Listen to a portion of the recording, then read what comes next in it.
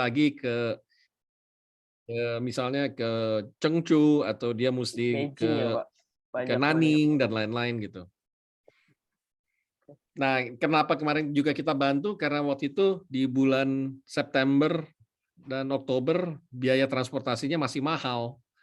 Jadi Iya. dengan melakukan charter pesawat itu bisa menekan harga paling tidak sebanyak hampir setengahnya ya daripada kalau berangkat sendiri. Oke, mungkin karena udah ada, ayo bisa kita mulai. Ayo.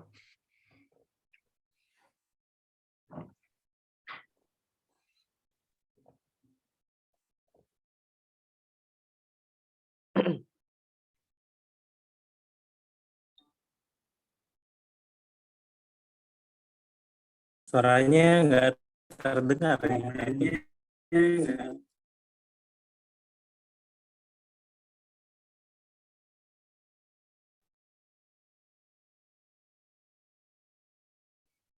Nggak kedengaran, coba dicabut dulu headsetnya. Mungkin headsetnya mau pasang. Ya.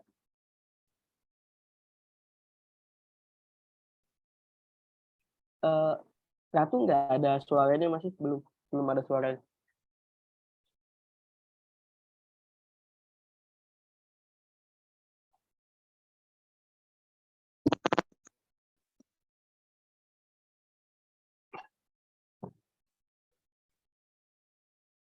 Mungkin dicoba tanpa headset ya, dites dulu coba.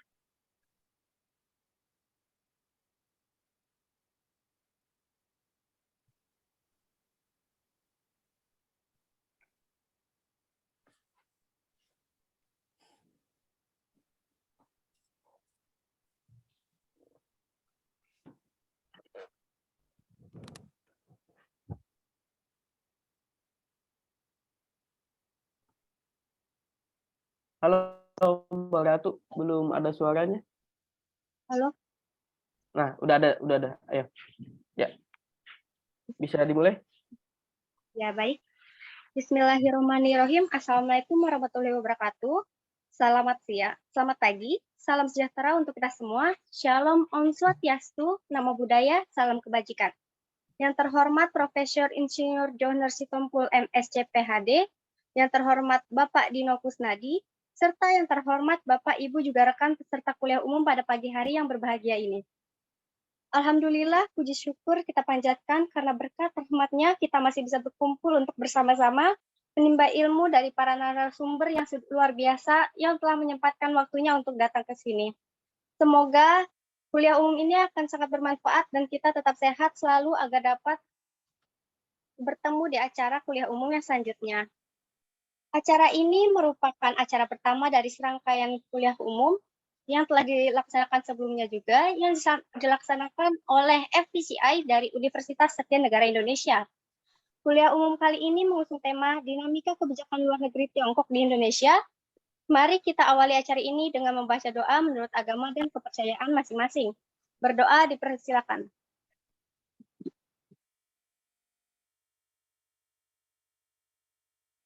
Berdoa dicukupkan. Selanjutnya, Mari kita mendengarkan lagu kebangsaan Indonesia Raya dan Mars USNI.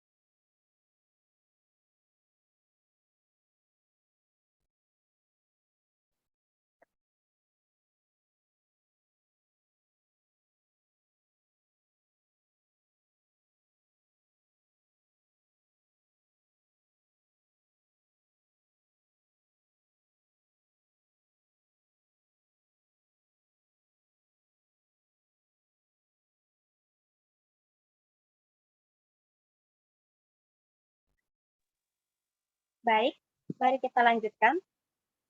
Selanjutnya ada sambutan oleh Dekan USNI yang akan digantikan oleh Bapak Pradono Budi Saputro. Kepada Bapak Pradono, dipersilakan.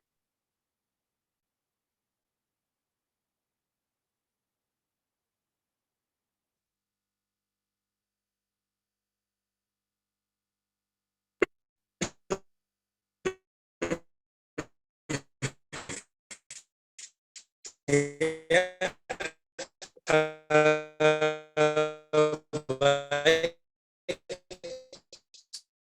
terima kasih.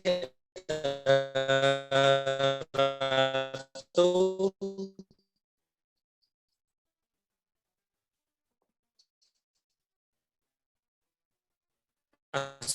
Assalamualaikum warahmatullahi wabarakatuh. Selamat pagi teman-teman mahasiswa yang terhormat Bapak Rektor USNI, Profesor John Paul MS Duta Besar Republik Tiongkok, Rektor USNI di Fakultas, teman-teman mata para hadirin datang pada pagi hari ini baik dari USNI maupun luar USNI. Assalamualaikum warahmatullahi wabarakatuh. Selamat pagi.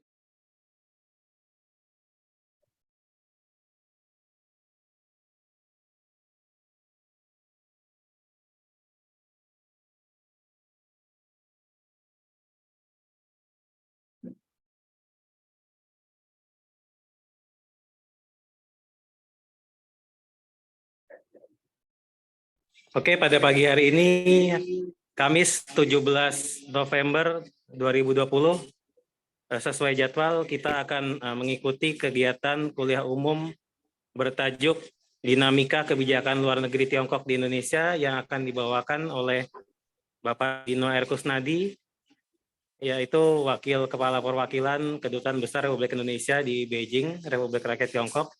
Alhamdulillah beliau sudah hadir di sini. Kuliah umum ini kami adakan dalam rangka memberikan pemahaman dan wawasan kepada mahasiswa di luar wawasan yang mereka dapatkan di bangku kuliah. Nah, mengapa kuliah umum ini kita adakan? Karena tentunya dengan praktisi yang hadir memberikan materi akan memberikan insight baru kepada para mahasiswa yang bisa jadi tidak mereka peroleh jika mereka hanya belajar dari para dosen. Karena tentunya bagaimanapun juga para praktisi yang langsung terjun dalam menjalankan kebijakan luar negeri dan diplomasi Indonesia akan berbeda dengan pandangan dari para akademisi yang cenderung belajar lebih dari sisi teoritis. Nah, kebetulan hari ini ada Pak Dino R. Kusnadi dari KBRI Tiongkok, dan ini sesuai ya dengan mata kuliah yang ada di semester ini, ada Kebijakan Luar Negeri dan Keamanan Tiongkok, mata kuliah di semester 5, dan juga ada Analisis Kebijakan Luar Negeri, ya, mata kuliah di semester 3. Jadi saya harapkan para hadirin, terutama mahasiswa, bisa aktif berpartisipasi, mendengarkan pemaparan materi dari Pak Dino, dan nanti usahakan juga memanfaatkan kesempatan untuk bertanya, terutama terkait dengan apa yang kurang dipahami terkait materi perkuliahan, karena ini sangat bagus juga ya terkait mata kuliah dari Bapak moderator sendiri, Mas Saab, maupun mata kuliah analisis kebijakan negeri dari Mas Ales ya, yang juga hadir pada pagi hari ini. Oke, mungkin tanpa panjang lebar lagi, saya kembalikan ke MC. Terima kasih semuanya. Selamat pagi. Wassalamualaikum warahmatullahi wabarakatuh. Waalaikumsalam warahmatullahi wabarakatuh. Terima kasih kepada Bapak Pradono. Kemudian, sambutan Rektor USNI kepada Bapak Profesor Insinyur John Sitompul, MSc PhD. Persilakan. Baik, terima kasih. Selamat pagi. Assalamualaikum warahmatullahi wabarakatuh. Salam Alehem, Om Swastiastu, Namo Buddhaya, Salam Kebajikan. Pada hari ini kita akan mengadakan webinar atau seminar dari Prodi Hubungan Internasional HI Universitas Satya Negara Indonesia. Pertama-tama saya mengucap syukur bahwa kita bisa berkumpul di sini untuk mengadakan webinar kepada yang terhormat pembicara tamu dan juga moderator dan juga MC. Terima kasih atas semua yang telah disiapkan. Walaupun saya sebenarnya agak terkejut karena tiba-tiba diminta membuka, jadi pada prinsipnya saya senang sekali ada kegiatan ini sehingga akan membuka wawasan mahasiswa terutama dalam hubungan kebijakan luar negeri Tiongkok dan di Indonesia, ya terutama kita tahu banyak investasi pemerintah Tiongkok atau RRC di Indonesia, sehingga ini bisa lebih meningkatkan kerjasama dalam arti meningkatkan hubungan-hubungan internasional atau juga hubungan secara multikultural yang merupakan suatu hal yang harus kita akui, banyak barrier atau banyak tantangan.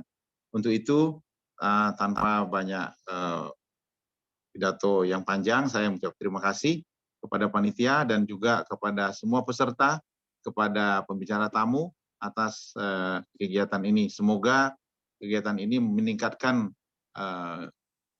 kerjasama baik kepada pemerintah Tiongkok atau juga para stakeholder lainnya yang melibatkan semua kegiatan-kegiatan ini.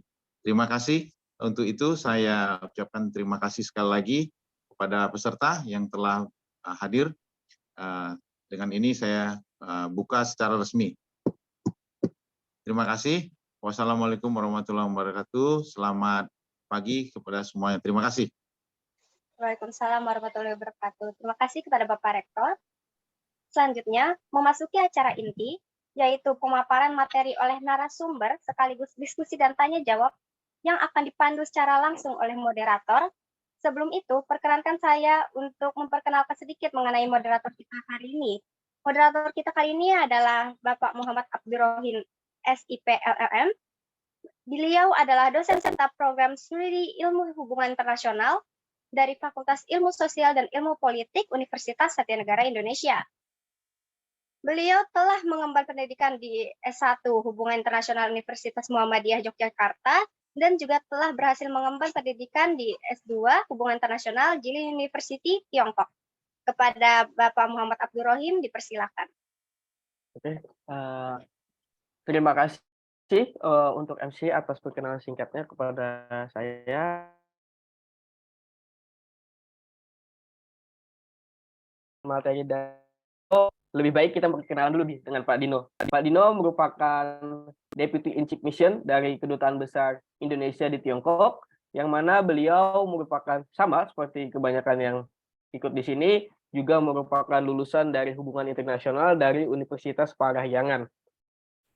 Pak Dino sudah memulai karir di Kementerian Luar Negeri sejak tahun 1995, yang mana sejak tahun tersebut beliau sudah banyak berpindah posisi dan negara dalam mengemban tugas kedutaan besar dan diplomasi Indonesia di berbagai negara. Yang bisa kita catat, Pak Dino pernah bertugas di Perancis, juga pernah bertugas di London, dan terakhir ini beliau bertugas di Tiongkok sebagai wakil kedutaan besar. Selain menjadi pejabat di kedutaan besar, beliau juga pernah menjadi delegasi di UNGA, United Nations General Assembly, Dewan Keamanan PBB, dan berbagai dewan keamanan dan berbagai dewan yang ada di PBB lain terkait dengan disarmamen dan senjata kimia. Beliau juga pernah mendapatkan Satya Lancana Karya Satya dari Presiden Republik Indonesia atas dedikasi beliau yang sudah mencapai 20 tahun di Kementerian Luar Negeri. Tanpa berlama-lama, kita akan mulai langsung materi hari ini. Secara singkat, saya perkenalkan dulu latar belakang dari mata kuliah hari ini. Cina sebagai negara di kawasan yang sedang bangkit pada hari ini, itu banyak mengalami misperception dan miskomunikasi. Karena sifatnya yang sangat unik dan tata kelola pemerintahannya yang sangat-sangat berbeda dengan pemerintahan yang kita kenal pada umumnya, membuat Cina ini ketika menjalankan kebijakan luar negeri sangat-sangat ambigu dan sangat susah diterima di berbagai negara, salah satunya di Indonesia. Indonesia yang memiliki pengalaman yang selama Orde Baru tersebut Indonesia membekukan hubungan luar negeri dan baru dinormalisasi pada tahun 1990-an, menyebabkan Indonesia masih sangat asing nih bagi Cina. Orang Indonesia masih sangat bingung membedakan Tiongkok sebagai negara dengan China as a person, dan itu kadang dicampur adukan di Indonesia. Nah, hari ini kita bakal mendengarkan dengan materi Pak Dino, di mana dinamika kebijakan luar negeri yang dijalankan oleh dijalankan Tiongkok terhadap Indonesia sendiri. Untuk Pak Dino, waktu dan tempat dipersilahkan. Terima kasih moderator Pak Abdul Rohim. Assalamualaikum warahmatullahi wabarakatuh. Salam sejahtera untuk kita semua. Namo Buddhaya, Om Santi Santi Om. Yang terhormat Pak Rektor, Pak Joner, dan juga Pak Pradono, terima kasih atas sambutan dan juga undangan yang disampaikan. Saya sekali lagi mengucapkan mohon maaf atas terjadinya perubahan waktu yang semula saya janjikan sore hari, dirubah menjadi pagi. Begitu juga saya juga menyampaikan salam hangat dari Duta Besar Pak Johari Oratmangun. Beliau saat ini posisinya masih di Bali menuju Jakarta setelah selama seminggu turut mendukung kunjungan bilateral Presiden Xi Jinping ke Bali kemarin. Saya sendiri juga mewakili undangan-undangan, berbagai macam undangan kepada Pak Duta Besar untuk berjalan ke luar negeri. Saya mewakili beliau. Jadi praktis hari ini KBRI itu kosong, tidak ada orang. Kenapa? Karena memenuhi berbagai macam undangan, berbagai macam kegiatan di luar kota. Saat ini saya ada di kota Xi'an, kota legendaris di mana berbagai macam dinasti-dinasti sebelumnya Tiongkok sebelum pindah ke Beijing itu berpusat di Xi'an ya. Jadi adalah kota yang legendaris. Sebelumnya saya ada di Macau, dan sebelum di Macau saya di Guangzhou. Dan ketika Beijing mulai ketat lagi, saya sudah berhasil kabur duluan, jadi saya masih bisa traveling. Ini buat kita di KBRI adalah berkah. Kenapa? Karena dinamika yang disebut dalam judul ini sangat intensitasnya sangat tinggi. Banyak sekali yang harus kita kerjakan secara paralel, secara multitasking terhadap kerjasama bilateral Indonesia dengan Tiongkok, baik di bidang politik, ekonomi, sosial budaya, dan kultur. Tadi juga saya mendengar bahwa ini merupakan gabungan dari dua mata kuliah, satu semester 3 mengenai politik luar negeri, dan juga studi kenegaraan atau studi wilayah tentang RRT dari semester 5. Jadi saya sedikit bisa melewati pembentukan kerangka berpikir dulu ya, landasan teorinya, bahwa dari tema topik dinamika kebijakan luar negeri Tiongkok di Indonesia itu merupakan politik luar negeri RRT, aksi ke suatu negara yaitu Indonesia. Adapun dinamika itu merupakan berbagai output atau outcomes dari foreign policy-nya RRT, di mana foreign policy RRT ini dibentuk dalam suatu proses decision making dan juga dipengaruhi oleh faktor-faktor yang mempengaruhi berupa input-input. Nah, kalau kita bicara input-input, faktor-faktor yang mempengaruhi, kita juga bisa lihat mungkin level-level of analysis ya, baik itu level analysis dari Holsti zamannya saya, atau Howard Leitner, atau Rosenau yang di zaman 80-an saya juga belajar HI, seperti begitu. Nah, bagaimana dengan dinamika, bagaimana menghadapi berbagai dinamika politik luar negeri RRT ini oleh Indonesia? Jadi ini juga aksi dari RRT ini juga menyebutkan ada juga aksi dari Indonesia, atau menghadapi itu ada reaksinya dari Indonesia. So dalam konteks aksi dan reaksi ini dan juga ngelihat pada susunan global dunia, itu juga bisa kita lihat dari politik internasional dari bagiannya. Jadi secara singkat saya bagi obrolan kita hari ini. Mungkin saya dapat waktu sekitar berapa menit? 30 menit atau 45 menit? 30 menit, Pak. Nanti kita akan tanya jawab sisanya. Tanya jawab, ya setuju. Ya. Jadi pertama bagian saya adalah cerita sedikit tentang hubungan bilateral Indonesia RRT. Dari hubungan bilateralnya ini kita lihat juga faktor-faktor yang mempengaruhi RRT itu melakukan kerjasama ke Indonesia, atau kita akan lihat faktor-faktor yang mempengaruhi dinamika politik luar negeri RRT ke Indonesia, dan bagaimana tanggapan Indonesia terhadap aksi politik luar negeri RRT tersebut. Nah, nanti dari keduanya ini kita bisa diskusikan bagaimana manfaatnya, bagaimana apa yang diperoleh oleh Indonesia, dan bagaimana ke depan dalam menjalin hubungannya ini. kata kunci dari ini semua sebagai praktisi, saya praktisi adalah bagaimana kita bisa manage hubungan bilateralnya ini. Jadi selama ini di-manage hubungan bilateral, maka kita bisa meraih manfaat bagi kedua belah pihak.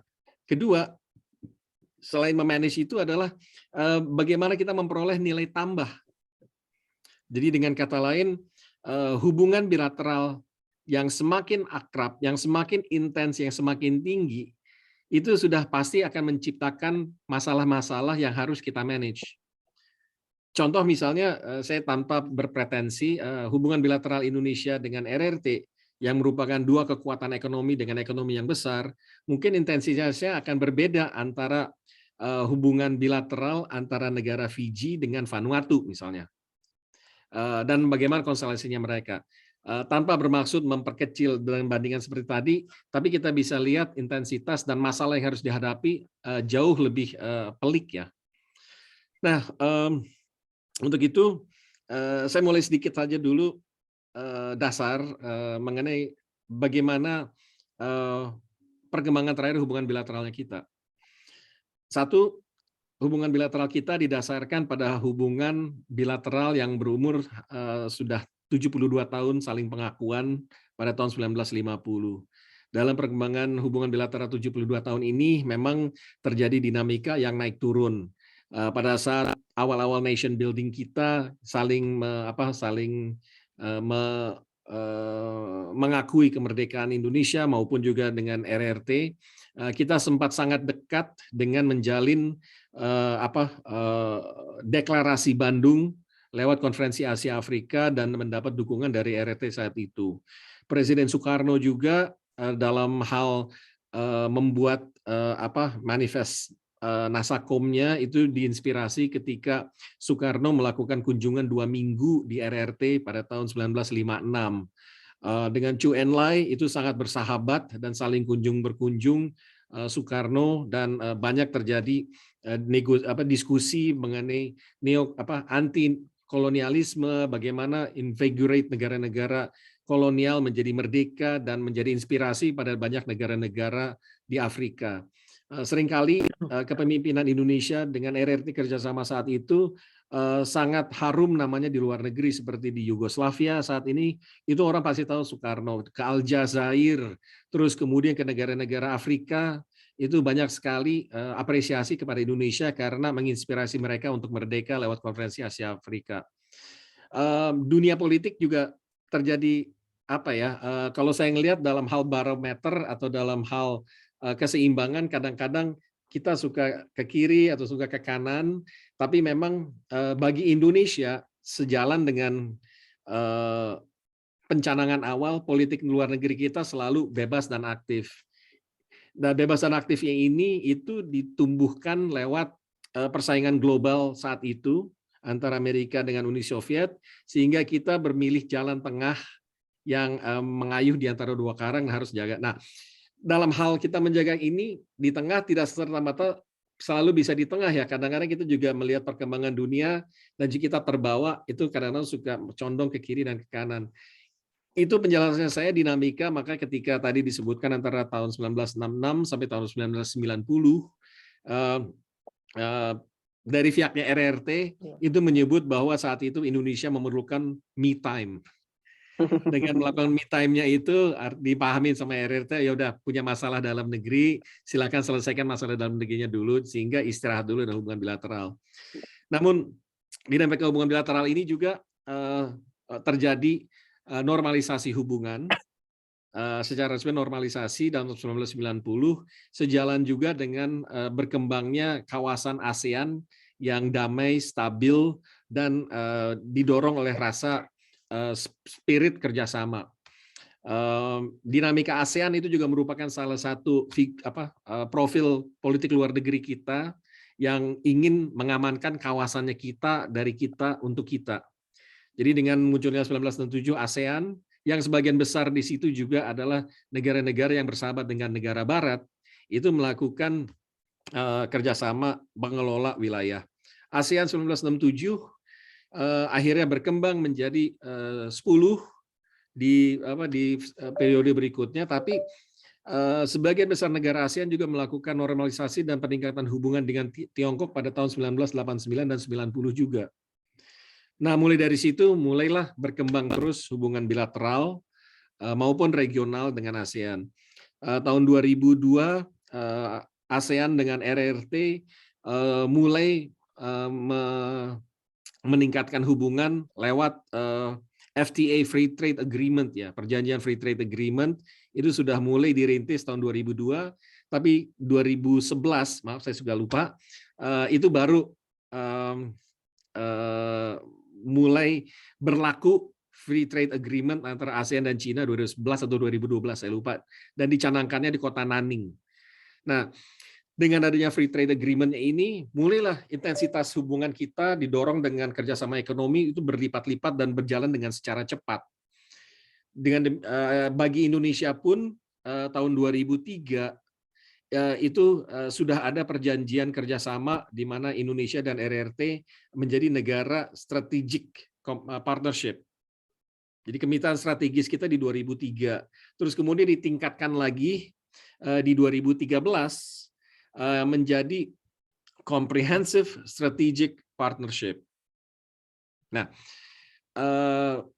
sekarang saya mulai dari periode 2012 sampai 2003 sampai sekarang ya, karena ini kita ngelihat dinamika politik luar negerinya RRT dimulai pada era masa Xi Jinping. Oke, ketika Xi Jinping itu muncul tahun 2012. Beliau mewarisi politik luar negeri yang dulunya dinamakan One Belt One Road, OBOR, atau Silk Road ya, atau Modern Silk Road menjadi OBOR.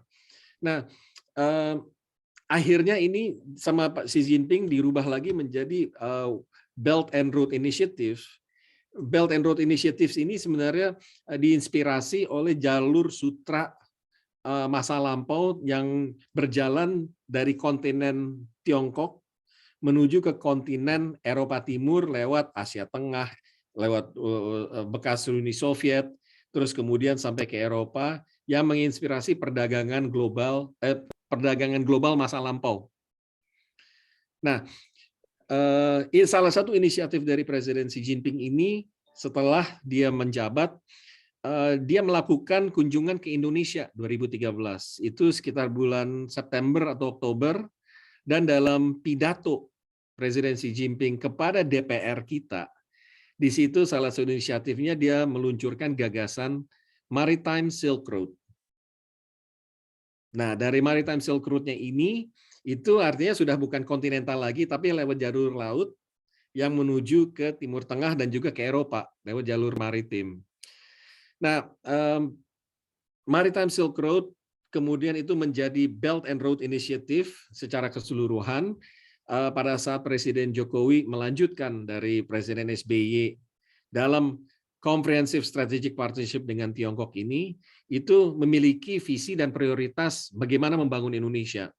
Kita ingat kan ketika pertama kali Presiden Jokowi menang, salah satu pidato kemenangannya dilakukan di atas kapal pinisi, yang dia ingin membangun maritimnya Indonesia sebagai kekuatan, dan dia punya konsep yang namanya Global Maritime Fulcrum, yaitu menghubungkan garis-garis maritimnya Indonesia, dan fulcrumnya ini karena letaknya di antara Indo dan Pasifik, lautan India dan lautan Pasifik. Nah, di sini kita ngelihat dengan konsepnya BRI Maritim dengan Global Maritime Fulcrum, kita coba lihat nih, apakah bisa dicarikan kerjasama lewat kedua konsep tadi, dan ternyata bisa. Dari apa yang ditawarkan oleh BRI ini dengan apa yang kita butuhkan secara prioritas, yaitu adalah membangun infrastruktur, terus kemudian peningkatan roda-roda perekonomian yang vital, terus peningkatan sumber daya manusia, memperoleh teknologi transfer yang tinggi dan lain-lain. Lewat BRI ini Indonesia bisa dapat. Makanya pada tahun 2018 itu dilakukan sinergi, MOU sinergi antara konsep BRI, RRT dengan Indonesia Global Maritime Fulcrum, dan ini menjadi roda pemenuhan kebutuhan prioritas dalam negeri kita. Atau in this case adalah polugri kita adalah untuk mendapatkan kepentingan nasionalnya kita bisa diperoleh dari RRT. Atau dengan kata lain, dinamika kebijakan RRT untuk mengembangkan pengaruhnya dengan BRI itu link and match dengan kebutuhannya domestiknya kita. So, sinerginya ini pada dasarnya membagi pada membangun proyek-proyek prioritas yang menjadi kepentingannya kita pada 4 bidang atau 4 sektor. Ada sektor di Maluku, di Sumatera Utara untuk pengembangan traditional medicine dan kesehatan. Kemudian ada satu lagi di Kora-Kora Island, Bali untuk pengembangan digital technology dan high tech. Ada satu lagi di Kalimantan Utara, koridor untuk clean energy and minerals.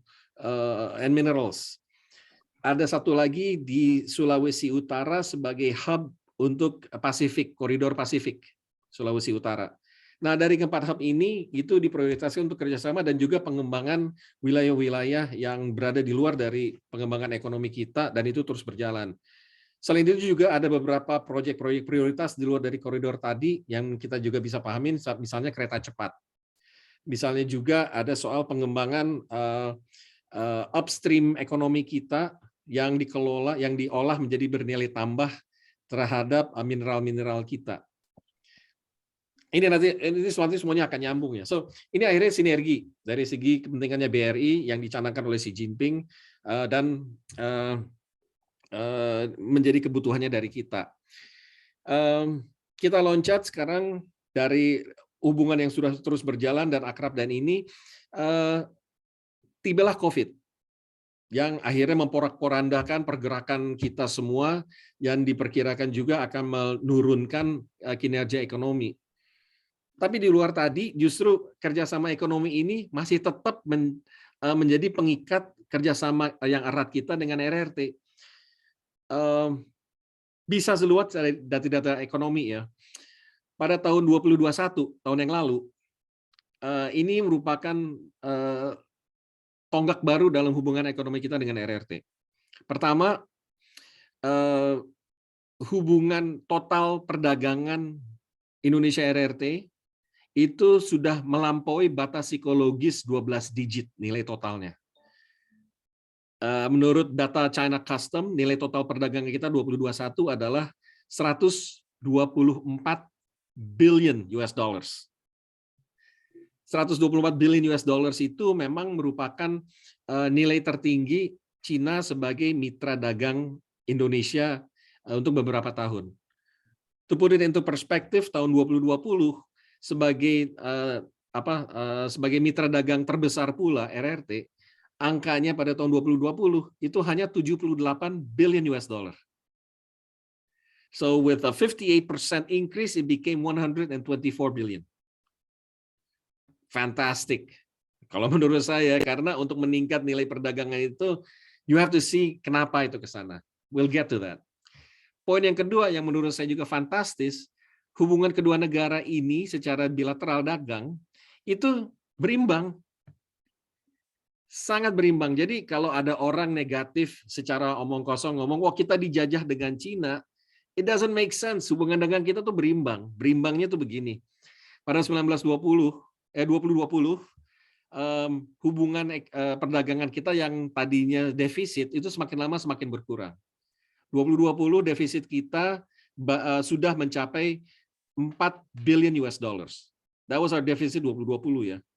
In 2021, alhamdulillah kita sudah surplus 2,4 billion US dollars. So within that period of time, it means itu semua hubungan itu semakin merata, semakin berimbang. And my point di sini nanti later on, kenapa kita bisa seimbang?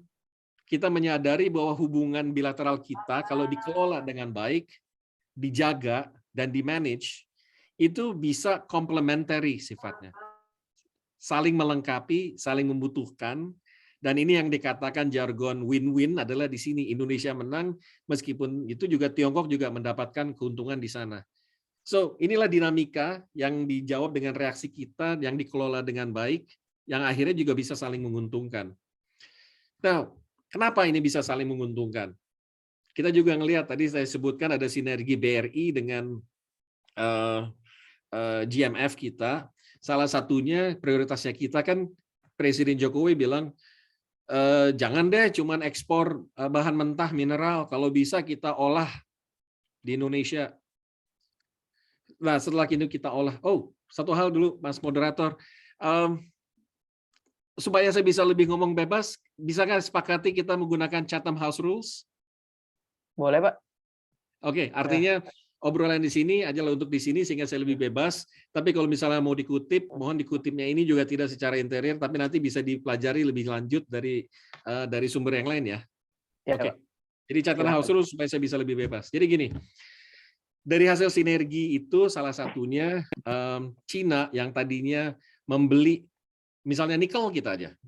Dia sudah membeli nikel kita secara mentah dan diekspor ke Fujian.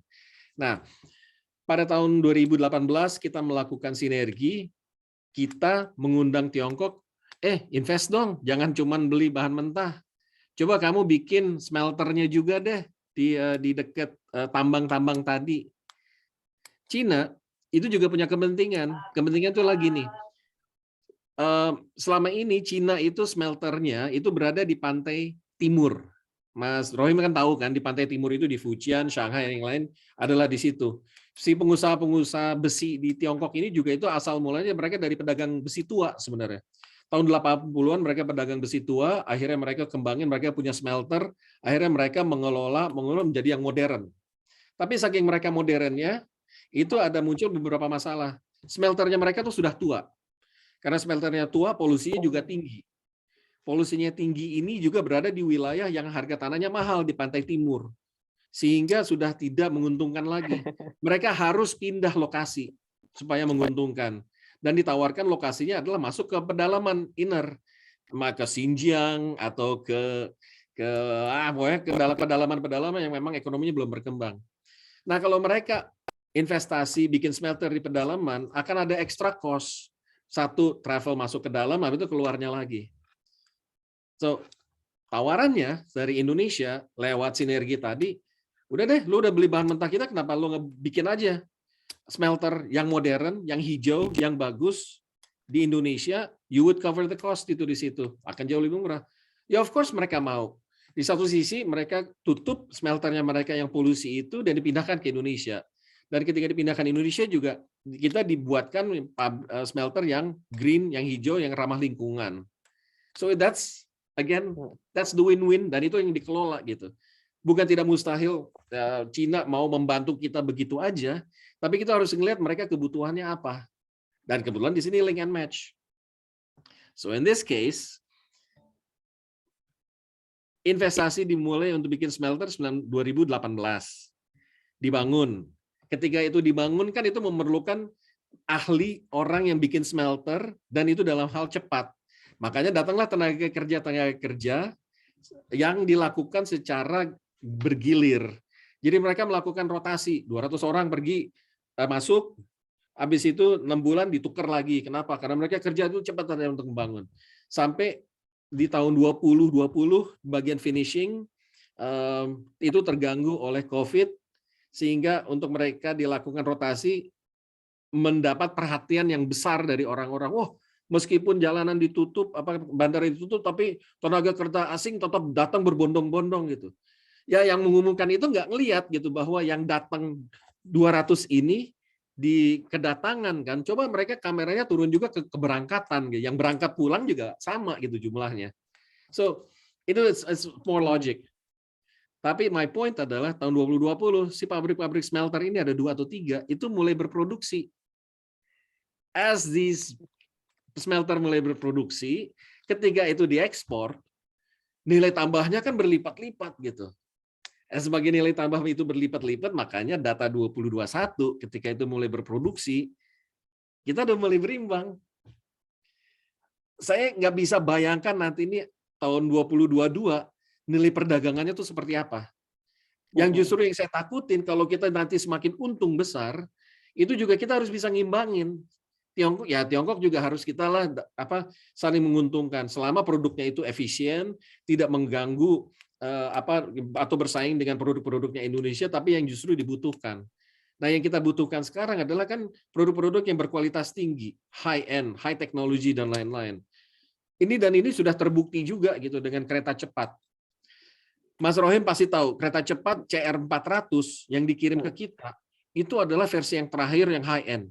Itu yang bisa lari 350 km per jam meskipun maksimum speed-nya adalah 400. Maka dalam beberapa jurusan yang kita naik kereta cepat, ada yang cuma bisa larinya 300. Nah, itu yang CR 350 yang masa lampaunya. Nah, untuk bisa lari antara 300 sampai 350 dan kalau taruh air di gelas itu nggak goyang, itu kan teknologinya tinggi. Itu yang kita dapat, Mas.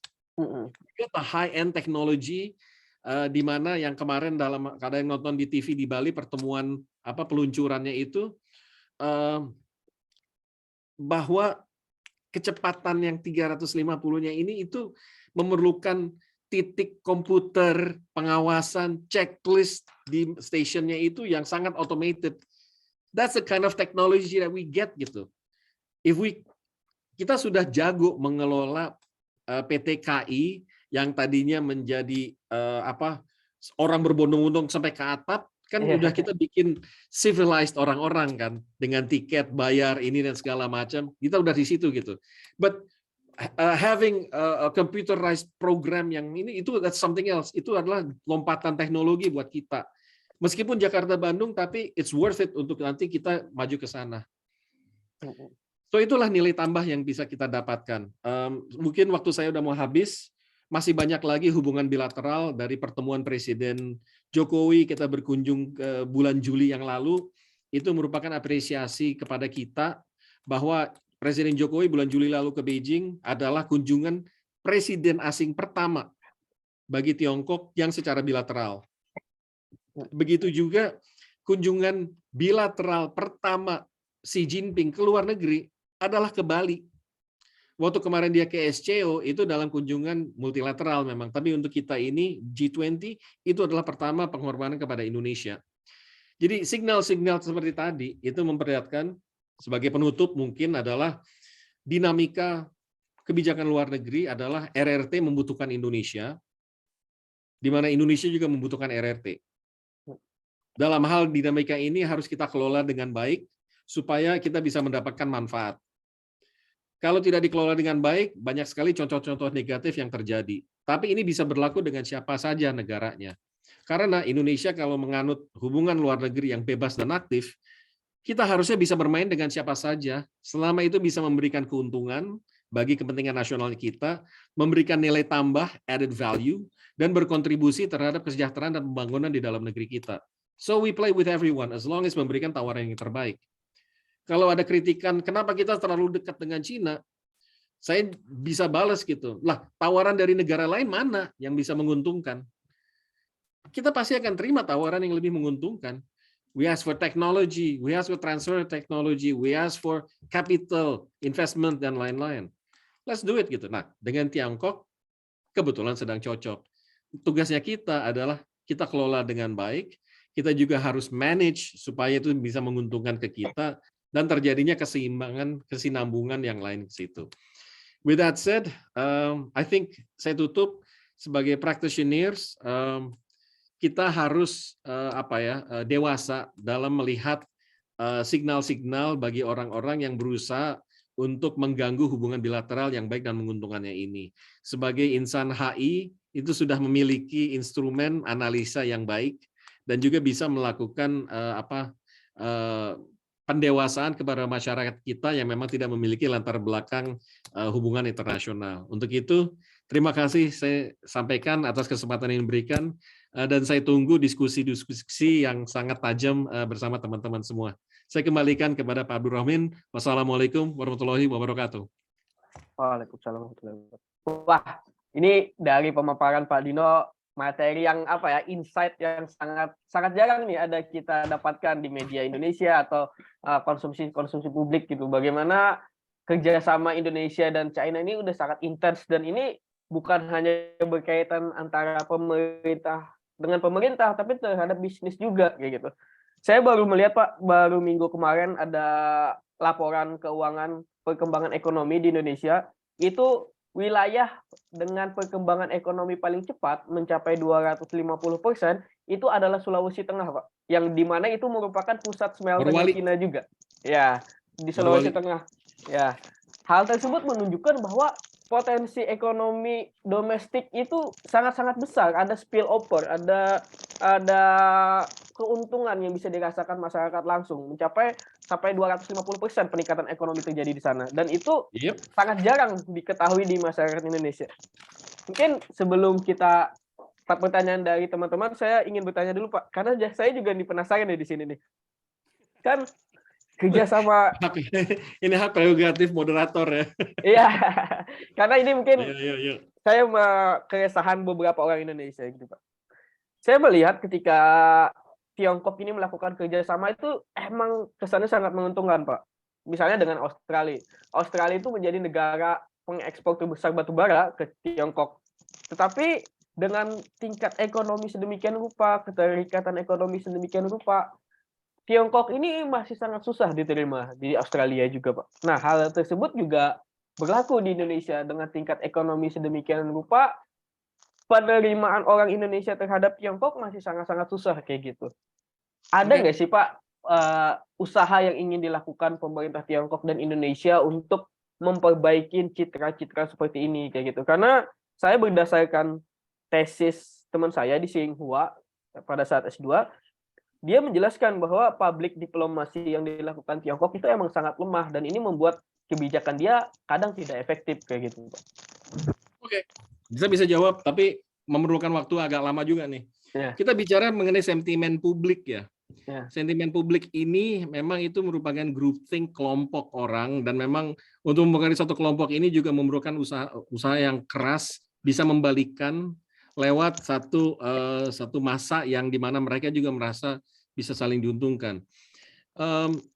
Dan sentimen publik ini berlaku di mana-mana gitu. Kalau kita dengan RRT, kalau di Amerika ada juga dengan kelompok tertentu, di Eropa juga ada kelompok tertentu, itu macam-macam. It's psychologically there gitu di situ. But let me bring you this. Kita tuh banyak juga yang lupa atau tertimpa atau tertimbun dengan berita-berita yang lain sehingga ini menjadi kelupaan di kita. Tadi saya bilang 72 tahun itulah hubungan bilateral kita secara resmi ya. But did you know bahwa hubungan antar masyarakat RRT dengan Nusantara masa lampau itu sudah berlangsung ratusan bahkan ribuan tahun yang lalu.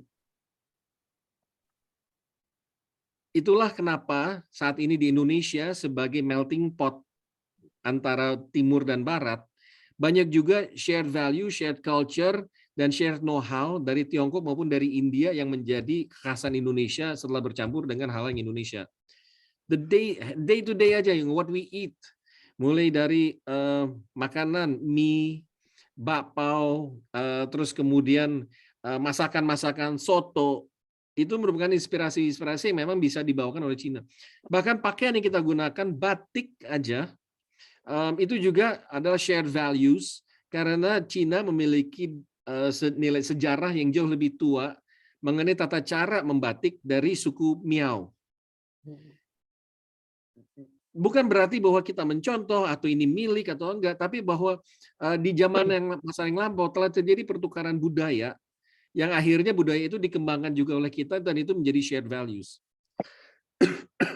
That's one point.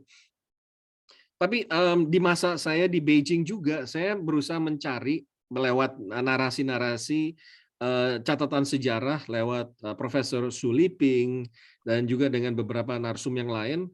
Saya berusaha mencari jejak-jejak Nusantara di Tiongkok.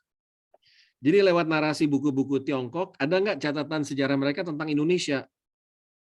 Entah itu Kerajaan Sriwijaya, Majapahit.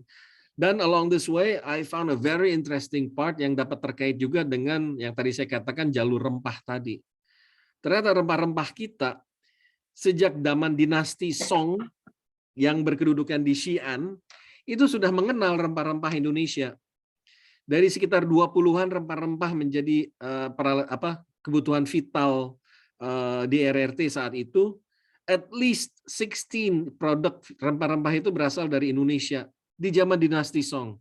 Dinasti Song itu sekitar tahun 900-an kali ya. 900-an sampai 1200. pada saat yang sama itu juga Kerajaan Sriwijaya yang berada di Indonesia. Dan kita tahu Kerajaan Sriwijaya ini juga salah satu produk ekspornya yang menjadi distributor adalah rempah-rempah, makanya mereka kuat. Mereka rempah-rempah dikirim ke barat lewat India, Timur Tengah, Mesir, sampailah ke Venesia, suatu produk yang luxurious dan sangat-sangat eksotis rempah-rempah Indonesia, yaitu pala, nutmeg, cengkeh, sama pepper yang berasal dari Maluku atau Indonesia Timur. Tapi saking dijaga kerahasiaannya, orang tuh nggak tahu itu dari situ. Mereka taunya tuh produk udah sampai di Malaka aja. Dan di Malaka baru diperdagangkan ke sana, termasuk juga dibawa ke Cina. Tapi Cina yang penting di sini adalah dia lebih dari menggunakan sebagai pengawet makanan yang kesohor di Eropa. Tapi mereka gunakan sebagai bahan baku traditional Chinese medicine. And they have that data itu di situ. So in this case, itu membuktikan saja bahwa sudah ada interaksi antar masyarakat, antar saudagar, di mana dari yang tadi kata Xi Jinping, Maritime Silk Road adalah orang Tiongkok datang ke Indonesia dengan membawa silk dan juga teknologinya Cina dan menjualan di situ. Tapi sebagai penjual nggak masuk akal kalau mereka kembali lagi tangan kosong kan. Mereka pasti membawakan sesuatu. And I dare to bet my money apa yang mereka bawa itu adalah rempah-rempah. So that itulah sudah ada hubungan kita masa lampau dan kita lupa. Dan itu dalam situasi kondisi yang dulu itu boleh dikatakan itu adalah damai ya. Saya juga mungkin bisa cek para sejarawan kalau mau cek di masa lampau kita hubungan Nusantara itu apakah damai atau telah terjadi kayak semacam bayar uang penghormatan dan lain, tapi itu kan memang kebiasaan zaman dulu gitu ya, bayar upeti dan lain-lain itu kebagian sebagai penghormatan, sama juga kita bayar pajak gitu, kita lihat di situ from that kind of sense, atau iuran anggota sebagai apalah gitu. Tapi selain di bawah zaman Mongol, saya nggak pernah lihat ada pernyataan terbuka bahwa kita tuh pernah berperang dengan Tiongkok. Kecuali di zaman Mongol, ketika itu 20.000 pasukan Mongol datang hanya karena salah satu utusannya kita nggak mau bayar upeti dan kupingnya kita potong. Itu pun akhirnya bisa kita kalahkan yang 20.000 orang Mongol itu. Tapi kita juga ingat kedatangan Cheng Ho, Panglima Cheng Ho yang Muslim pada tahun 1401 sampai 1431 itu 7 kali datang ke Indonesia dan menyebarkan perdamaian dan agama Islam oleh Admiral Cheng Ho. Hanya memang telah terjadi distorsi, terutama di zaman penjajahan Belanda, di mana kedudukan orang Tionghoa ini dibuat seolah-olah lebih superior kepada pribumi, dan terjadinya ya ini tadi sentimen-sentimen negatif terhadap mereka. Terus juga adanya perbedaan antara dari segi perekonomian, itu juga membuat masyarakat kita juga menjadi lebih negatif sentimennya. But at the end of the day, ya, yang harus kita lihat di sini adalah azas manfaat. Karena sentimen negatif ini juga itu berlaku karena dia mendapat intensitas yang tinggi dari hubungan yang semakin intens. Karena semakin akrab kita dengan satu orang, masalah akan muncul. Tapi kalau kita bisa saling memahami, saling mengerti, apalagi kita sebagai sama-sama bangsa Timur. Harusnya sebagai bangsa Timur kita memiliki shared values dong. Mas Rohim juga tahu orang Tiongkok itu menghormati keluarga, menghormati juga orang tua, bagaimana menjaga sikap, tidak membuat malu orang di depan publik. Mirip juga kita, ada sopan santun yang harus kita lakukan, itu kan sama gitu ya. Nah, Indonesia yang memang juga berusaha menjadi negara universal, demokratis dan lain-lain, kita juga berusaha menganut nilai-nilai universal yang memang bukan hanya Timur, tapi juga mengincorporate nilai-nilai Barat. So in this case, mungkin jawaban yang bisa saya katakan, sebagai bangsa Timur yang juga bisa saling memahami, ada semacam persaudaraan. Cobalah kita ngelihat dari segi itu, gitu. Jangan sesama saudara malah justru kita saling menjatuhkan, tapi dengan orang yang kita nggak kenal malah justru kita agung-agungan. Justru kita sudah mengenal mereka, kenapa nggak kita bisa saling memahami di situ? That's my answer. Oke. Wah, sangat insight yang sangat berimbang nih pemaparan dari Pak Dino tadi. Nah, ini ada pertanyaan Pak dari Ibu Fitra Deni. Ini juga berkaitan nih bakal dengan jawaban Bapak tadi. Karena kan sentimen publik ini banyak diciptakan oleh kejadian-kejadian yang terjadi di sekarang. Apalagi kalau kejadiannya itu memberikan concern yang sangat lebih. Misalnya tentang zona eksklusif yang ada di Pulau Natuna, zona ekonomi eksklusif gitu Pak. Kan ada pandangan negatif sentimen Indonesia itu banyak dipaparkan oleh kejadian agresivitas kapal laut Cina di wilayah-wilayah seperti Natuna Utara, Laut Cina Selatan dan sebagainya yang juga merupakan zona ekonomi eksklusif Indonesia. Bagaimana kedua negara menurut Bapak harus menyikapin kejadian-kejadian seperti ini? Apakah Indonesia harus tegas terhadap zona ekonomi eksklusifnya atau kita harus menemukan common ground dengan China-nya sendiri kayak gitu? Oke. Sikap kita yang pertama adalah mengenai kedaulatan. Dan mengenai kedaulatan itu adalah harga yang tidak bisa ditawar-menawar karena itu merupakan eksistensinya kita. Oke? Itu satu. Indonesia juga selalu menjaga kedaulatan.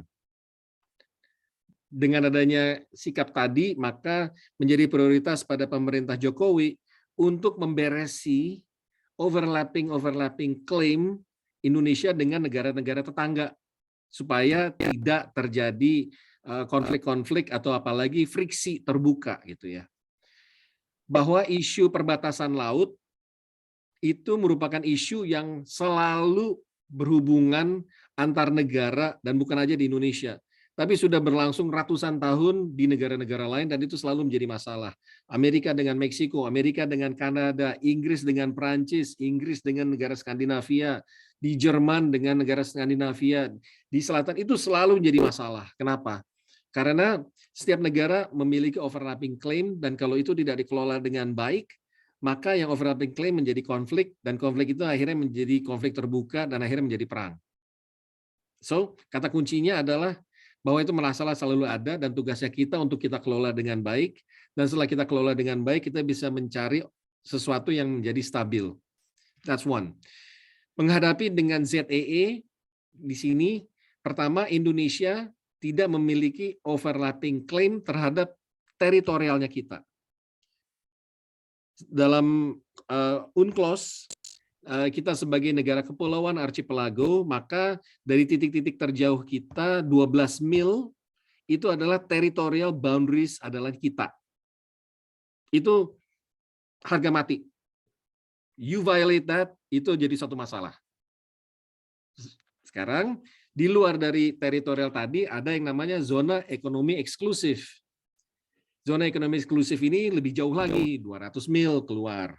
Dan itu menyangkut pada laut dan isi laut yang ada di dalamnya situ, termasuk juga ke landasan kontinennya yang di bawah. Dan itu manfaat ekonominya adalah memang milik kita, di mana harus kita kelola dengan baik, dan sebagai zona ekonomi eksklusif itu tidak menghalangi orang untuk lewat. Lewat boleh, tapi jangan ambil dong isi-isi lautnya itu di situ. That's the point itu di situ. Nah, within this ZEE ini memang terjadi pada beberapa segmen overlapping dengan negara-negara lain. Dengan Vietnam, yes kita punya. Saat ini sedang kita negosiasikan batas-batasnya itu di mana. Dengan Malaysia sudah.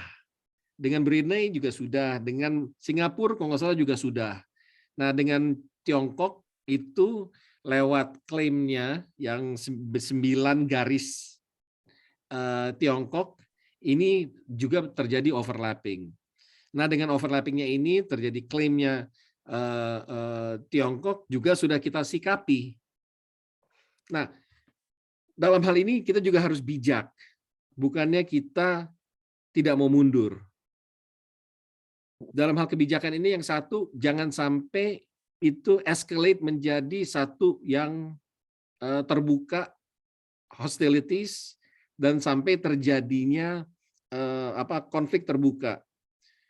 Ini pun sudah kita kelola dengan baik pada tahun 2002 dengan ASEAN dan Tiongkok itu bikin deklarasi untuk bikin code of conduct dulu deh kode etiknya dulu untuk bersikap di kawasan itu supaya kita bisa manage dengan baik dan tidak terjadinya konflik.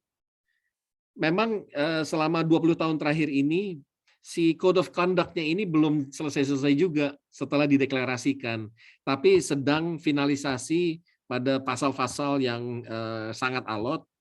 Mudah-mudahan di dalam keketuaan kita sebagai ASEAN tahun depan ini bisa kita selesaikan. Tapi nilai yang sangat penting bahwa dalam 20 tahun ini berhasil untuk menghindari terjadinya konflik terbuka, open conflict. Tidak ada tembak-menembak, tidak ada apa. Pencurian tetap terjadi, saling melanggar itu tetap terjadi, tapi tidak escalate yang meningkat menjadi hostile terbuka. Jadi kalau memang terjadi pencurian masuk ke ZEE dan itu melakukan itu, kasus-kasus itu terjadi, tapi harus kita kelola jangan meningkat lebih tajam lagi. Bahwa perbedaan itu tetap ada. Dan yang kedua, bahwa pencurian ikan dan juga pelanggaran-pelanggaran tadi disikapi secara rasional, tapi juga tidak mengganggu hubungan kita di bidang-bidang yang lain. Dan itu menjadi satu kesepakatannya di kita dengan RRT. Alright, ini adalah masalah yang belum terselesaikan. Sambil ini belum kita terselesaikan, kita bahas. Jangan sampai ini mengganggu kerjasama kita di bidang yang lain. Dan I think that's the rational move gitu. Sementara kita sedang membangun wilayah dan itu ditawarkan, tapi masalah yang ini masih kita pending on hold dulu sampai kita temukan jalan keluarnya. That's the rational move. If not, then how can we develop our countries itu di situ? Nah, untuk itu kita juga sudah semakin perkuat manage-nya kita di wilayah tersebut. Jadi dalam hal ZEE ini juga ada ada tanggung jawab kita untuk juga menjaga perairannya kita. Dan semakin kita jaga di sini, maka juga semakin muncul kasus-kasusnya kan. Karena yang tadinya kita nggak tahu, sekarang kita menjadi tahu. Dan sekarang setelah kita tahu, ini juga kita bisa selesaikan dengan baik, tapi kita hindari terjadinya konflik di sana. Karena sudah lebih dari 40 tahun dengan adanya ASEAN, salah satunya adalah kita berhasil menciptakan kawasan yang bebas, damai, dan berkembang secara ekonomi. And I think that's much more important ya, yang harus kita pegang on seeing the bigger picture, on the issues yang sebenarnya ini juga masih harus kita kelola dengan baik.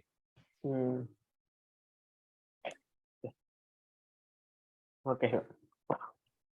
Banyak banget nih insight yang dikasih Pak Dino langsung, dan mungkin ini banyak tentang kekhawatiran tentang di Indonesia sendiri ya Pak, terkait mengelola sentimen gitu. Karena benar kata Pak Dino, kita terhadap China itu walaupun memiliki hubungan yang sangat-sangat panjang, tetapi kadang kita sangat asing juga kayak gitu. Dan itu membuat sentimen-sentimen itu kadang salah ditangkap dari berbagai macam orang. Nah, ini berkaitan Pak dengan pertanyaan dari salah satu mahasiswa, yaitu Alfrida Makuraga. Dan dia berasal dari Sulawesi Tenggara Pak, di Konawe. Ini merupakan salah satu wilayah yang ada smelternya juga Pak, smelter nikel ini. Dia menanyakan bagaimana adanya friksi yang terjadi antara warga asing, warga pendatang dengan warga lokal. Bagaimana warga lokal ini dikatakan tidak banyak mendapat tempat di smelter-smelter itu atau di pertambangan itu, dan membuat konflik ini terjadi dengan orang asing kayak gitu. Nah, menurut Bapak terhadap isu seperti ini, kan ini adalah isu yang sangat berkembang dimanapun isu kerjasama Indonesia dengan China banyak berkembang. Karena selalu dituduhkan tentang kebanyakan orang asing dan sebagainya kayak gitu. Karena kurang transparansi tadi kayak gitu. Menurut Bapak sendiri menanggapi isu kayak gini kayak gimana Pak? Oke, menarik karena yang ekspertis saya kan adalah politik luar negeri. Ya. Terus kemudian dari RRT ke Indonesia, terus kemudian juga bagaimana kita mensikapi dan kita manage. Tapi selanjutnya juga kan memang saya keluar dari comfort zone saya dan masuk ke ranah pada pemerintah daerah sama pemerintah pusat kan. Tapi kembali lagi ini adalah Chatham House Rules. Saya kasihkan opini sebagai opini pribadi saya dan bukan saya sebagai pejabat. Jadi kalau ada teman-teman di sini sebagai wartawan atau membuat artikel, saya mewakili KBRI ngomong begini, mohon tidak, karena saya menyampaikan pandangan pribadi saya yang menggunakan topi akademis saya dan memberikan informasi, hence Chatham House Rules. Mengenai Mas Alfiranda ya, begini, Pertama, dalam pengembangan suatu daerah dengan sumber dayanya itu memerlukan yang namanya pemicu awal dulu deh. Pemicu awal itu adalah si tambang. Setelah dari tambangnya ini dibuat smelter. Dari smelternya ini membentuk satu komunitasnya lagi kan. Apakah itu dari upstream jadi downstream, dia memerlukan misalnya sumber energinya apa untuk membiayai perjalanan itu. Dari sumber energinya ini dia menghasilkan listrik, listriknya ini juga kan memerlukan penyaluran bukan sekedar untuk itu. Maka dibuatkan misalnya manufacturing apa yang di situ. Yang sama pemerintah, kita sekarang juga mencoba bukan hanya di smelter bahan proses, tapi juga menjadi produk jadi, yaitu baterai.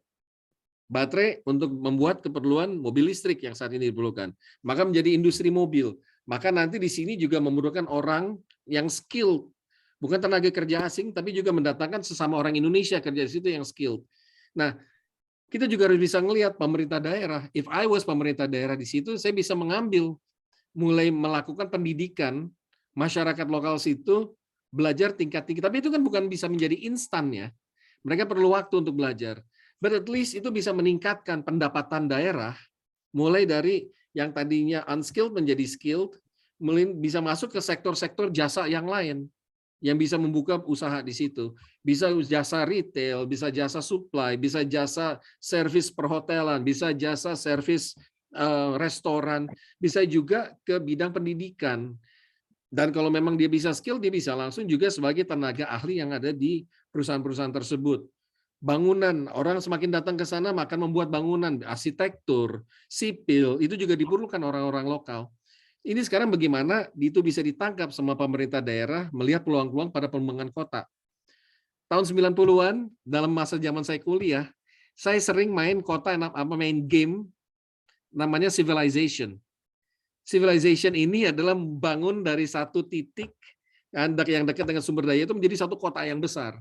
Nah, yang kota besar itu memerlukan jumlah tenaga besar kan, mulai dari suplai bahan baku makanannya, dari petaninya yang ada lokalnya situ menjadi satu servis jasa, hiburan, terus kemudian jadi bankir, terus kemudian juga dengan pemerintahan daerah yang lain sampai itu berkembang gitu. Jadi itu sekarang bagaimana kita bisa mengembang dan dimanfaatkan keberadaannya di situ secara positif. Jadi kalau kita ngelihat satu instan aja dan ada satu orang yang melakukan resistensi, ya artinya kita juga harus melakukan pendekatan pemanfaatannya. Kalau kita mengatasnamakan, dan ini yang sering terjadi, mob mentality, atas nama masyarakat, ya kita tidak bisa menggunakan serta-merta seperti itu, harus kita rangkul semua pihak gitu di situ. Kembali lagi, ini adalah dinamika yang memang harus disepakati sama masyarakat semua, bahwa itu bisa menghasilkan manfaat bagi semua orang gitu. Dan tidak harus langsung ke situ, karena sektor-sektor yang lain juga banyak diperlukan. Pekerja asing, kembali lagi saya katakan gini, pekerja asing itu didata memiliki visa oleh pemerintah kita untuk melakukan tugas yang satu itu. Once tugas itu selesai, mereka harus pulang. Titik. Sama juga kalau kita mau menjadi tenaga asing Indonesia di luar negeri, itu kan sangat ketat kan. Visanya apa, izin kerjanya apa, harus bayarnya segini, sekian lama, bekerja sama siapa, setelah visa habis ya you pulang. Nah, untuk membangun yang namanya high technology, high-end smelter, dan pabrik listrik dan lain-lain, itu memang memerlukan ekspertis dari Cina. Dan itu pun sudah berdasarkan perjanjian 200 Cina, 400 kita. 1.000 Cina, 5.000 kita gitu. So nggak bisa dilihat hanya secara mikroskopik Cinanya doang gitu, karena pasti ada gambar yang lain. If you want to untuk menciptakan suatu masalah, ya pakai mikroskop aja. Oh ini Cina sekian gitu. Bahkan mikroskopnya juga dibesar-besarkan. Saya pernah ikut dalam podcast anak bangsa, silakan di Google aja, Dino Kusnadi podcast anak bangsa. Saya diminta menjelaskan apa benar ada 1 juta tenaga kerja Cina di Indonesia. Apa benar ada di antara 1 juta tenaga Cina itu banyak isinya tentara PLA. Saya jawab dua-duanya salah. Kenapa? Karena jumlah tenaga asing di Indonesia itu nggak lebih dari 70.000 orang. Dan dari Tiongkok sendiri dalam 1 tahun itu nggak pernah lebih dari 30.000 orang. Dan itu pasti selesai akan pulang. Dan kondisi seperti ini juga sebenarnya bukan hanya dengan Cina gitu. Kalau kita ingat tahun 70-an ada peristiwa Malari. Di mana peristiwa Malari juga terjadi resistensi terhadap tenaga kerja dan investasi Jepang di Indonesia. Jepang waktu itu, oh Jepang pernah jajah kita, sekarang mereka datang lagi mau menjajah kita lewat ekonomi. Demo bakar satu Senin habis, dan itu terjadi peristiwa Malari.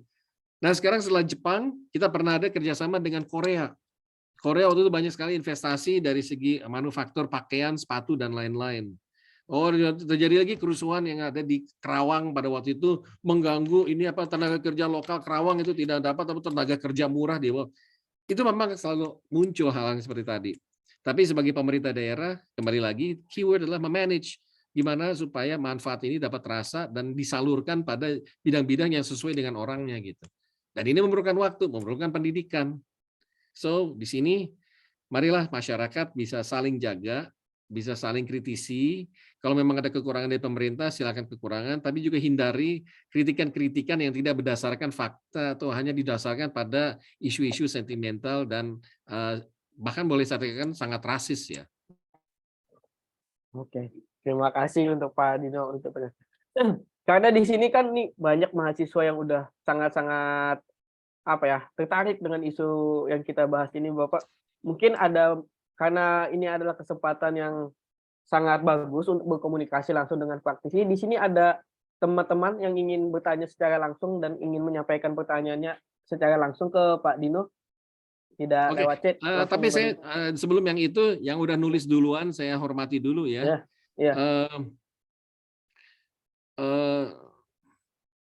Dari Tabita Rombe kan, apa yang sedang menjadi fokus pemerintah Cina dalam peningkatan kerjasama ekonomi di kawasan Asia Tenggara termasuk Indonesia. Bagi Cina, ya, dia dengan Belt and Road Initiative-nya, dia sekarang ingin melakukan kemudahan akses supply chain ke negara-negara berkembang. Nah, dengan akses supply chain, Cina sebagai salah satu sumber ekonomi, dia ingin supaya lebih efisien menyalurkan produk-produknya dia ataupun hasil ekonominya dia, maka dibangunlah infrastruktur BRI, bukan hanya kepada Indonesia, tapi juga kepada negara-negara di Asia Selatan, terus juga di negara-negara Asia Tengah, dan lain-lain, untuk jalur perekonomian menjadi lebih baik.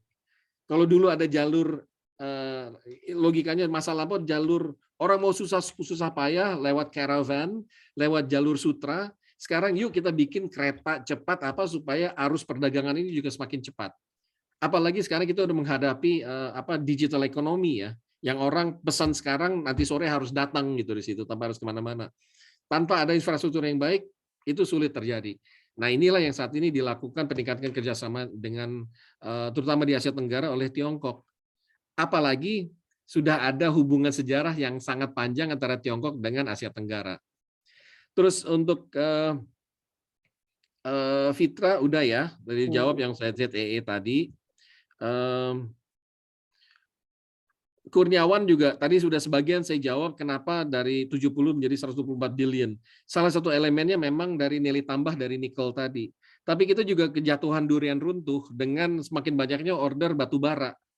Ketika tadi Mas Abdul Rohim bilang Cina stop beli batu bara atau mengurangi batu bara dari Australia, alternatifnya membelinya dari Indonesia. Kedua, harga batu bara sama nikel itu juga dalam pasar internasional harganya naik. Jadi kita dapat keuntungan berlipat dari situ, ditambah juga dengan kalau nggak salah Cina juga beli kelapa sawit dari kita semakin banyak. Karena kelapa sawit yang ada di Tiongkok itu sebenarnya banyakkan dari Malaysia. Dan kita banyaknya tuh ke Eropa. Ketika kita ke Eropa mengalami hambatan, maka kita mulai salurkan ke India dan Cina, dan Cina juga akhirnya mulai diversifikasi bukan hanya dari Malaysia tapi juga dari Indonesia. Jadi itu juga turut berkontribusi. Bagaimana kita memanage, mengelola sinergi, lalu apa ada faktor Indonesia mau bersinergi dengan RT di samping faktor link and match tadi? Ya karena ada nilai tambahnya itu aja. Dan ini pegangan kita berhubungan dengan Amerika. Apakah Amerika memberikan nilai tambah, dengan Eropa memberikan nilai tambah, dan lain-lain. Dengan negara Skandinavia kan banyak memberi tambah pada energi yang ramah lingkungan ya. Makanya kita banyak kerjasama dengan dengan negara-negara Skandinavia. Sebelum saya ke Cina, saya juga sempat waktu itu sebagai direktur Eropa. Dan saya mengelola hubungan kerjasama dengan Belanda, Inggris, Prancis, Spanyol, Italia, dan itu. Yang selalu saya tekankan, what is the added value bagi Indonesia? Give me an excuse for me to choose working with you rather than with other countries. Dengan Belanda ada, dia ingin meningkatkan misalnya dengan kelapa sawit karena mereka pembeli utama kelapa sawit lewat Belanda. Dengan Inggris flekti mengenai kayu yang terlisensi. Ini kerjasama dengan kita, kayak Inggris juga banyak mengimpor kayu-kayu kita, tapi yang sustainable di situ. So again, ini kembali lagi, memanage-nya itu adalah ngelihat pada nilai tambah apa yang bisa kita dapatkan dibanding dengan negara yang lain. Bukan karena kita dibeli, atau bukan karena Cina itu melakukan suap dengan kita. I guarantee you that's not how we work. Yang kita lakukan adalah bagaimana bisa memaksimalkan keuntungan untuk peningkatan kesejahteraan kita di Indonesia. Not once have I heard bahwa di kita Kemlu kerjanya adalah karena faktor ekonomi atau dilakukan suap. It's just blasphemy dan itu sangat tidak patriotik ya di kita. Alfiranda udah ya, itu saya jawab. Dan Ratu argumen di mana mengatakan Indonesia semakin bergantung pada Cina. No, kita tidak pernah bergantung, and I'll tell you why. Selama Orde Baru kita banyak bekerja sama dengan negara Barat. Tapi pada saat kita bekerja dengan negara Barat, saya ingat juga pada satu kritikannya kita sangat bergantung dengan Barat. Padahal kita kerjasama dengan Barat. So, kalau kita memang tetap mau konsisten dengan bebas dan aktif, kita harus di tengah. Pada suatu saat, memang kita sempat condong dengan Barat, karena banyak Barat yang memberikan kita keuntungan. But it doesn't mean kita tidak bergantung. Sama juga dengan sekarang, setelah kita banyak condong ke Barat, kita sekarang mulai banyak kerjasama dengan Tiongkok. Itu sebenarnya upaya kita untuk menjadi lebih ke tengah lagi sebenarnya. Dengan Barat kita masih tetap sama, dengan Amerika, kita masih tetap perlu perdagangan kita dengan Amerika. Kenapa? Karena surplusnya dengan Amerika, kita sudah lebih dari 20 billion US dollars. That's why Amerika is important, karena surplusnya kita dengan Amerika jauh lebih besar surplusnya dengan RRT. So we cannot leave behind Amerika juga gitu. Dan sama juga kita adalah sama like-minded countries, sebagaimana pertemuan Presiden Jokowi dengan Biden untuk menjaga hubungan yang baik tadi. Tapi dengan Indonesia bebas aktif, tugasnya kita adalah supaya ini tidak condong satu ke arah yang lain. So, ini pendapat saya pribadi, kita bukannya condong ke Cina, tapi kita mulai meluruskan saja, menyeimbangkan dengan hubungan yang sebelumnya. Yang saat ini Cina banyak memberikan manfaat yang bernilai tambah. Apa yang bisa dikatakan bahwa saat ini Indonesia tengah bergantung pada Cina? No, kita sama-sama negara yang berdaulat, kita sama-sama yang berpartnership. The keywords adalah partners sebagai mitra. Dan kalau kita memang mitra, itu kita adalah sejajar dan tidak ada bergantung dengan yang lain. Malah saling melengkapi mungkin. Sentimen masyarakat, of course. Itu banyak juga nih. Setuju. Saya kembalikan kepada ini aja deh, kepada moderator untuk pilih mana yang mesti saya jawab. Iya, lumayan banyak Pak, karena isunya sangat-sangat exciting dan kita tuh kan untuk isu China ini sangat kurang informasinya di media dari praktisi secara langsung kayak gitu terkait yang manage isu ini. Untuk teman-teman mahasiswa di sini, apabila yang ada ingin bertanya dan berkomunikasi langsung dengan Pak Dino, mungkin bisa raise hand dan menyampaikan pertanyaannya di sini juga.